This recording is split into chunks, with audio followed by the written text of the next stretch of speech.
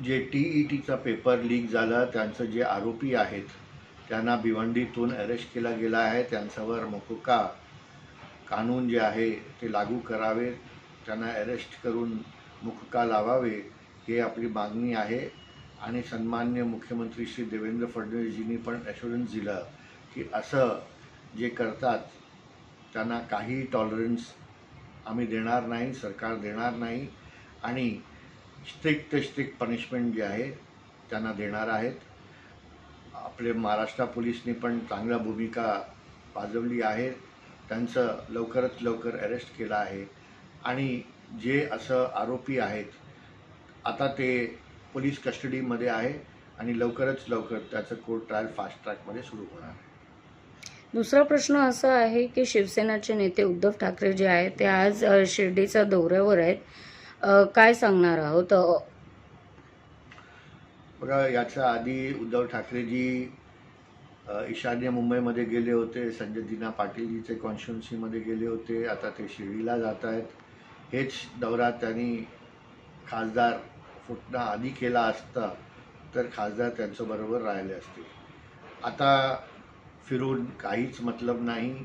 आता जे खासदार आहेत ते आमच्याबरोबर आहेत आणि होऊ शकते येणाऱ्या दिवसात जे आमदार आहेत आणि जे नगरसेवक आहेत ते पण आपल्याबरोबर येणार आहेत. सध्या चर्चा सुरू आहे ऑपरेशन टायगरची. 6 खासदार जे आहे त्यांनी शिवसेना शिंदे गटात काही दिवसापूर्वी पक्षप्रवेश केला होता. अशी माहिती समोर येते की अजून काही नेते किंवा आमदार जे आहेत ते संपर्कात आहे. काय सांगणार? ऑपरेशन टायगर जे आहे ते सन्माननीय एकनाथ शिंदेजीने 2022मध्येच केलं आहे, जेव्हा 40 आमदार त्यांच्याबरोबर शिवसेना त्यांनी परत स्थापन केलं.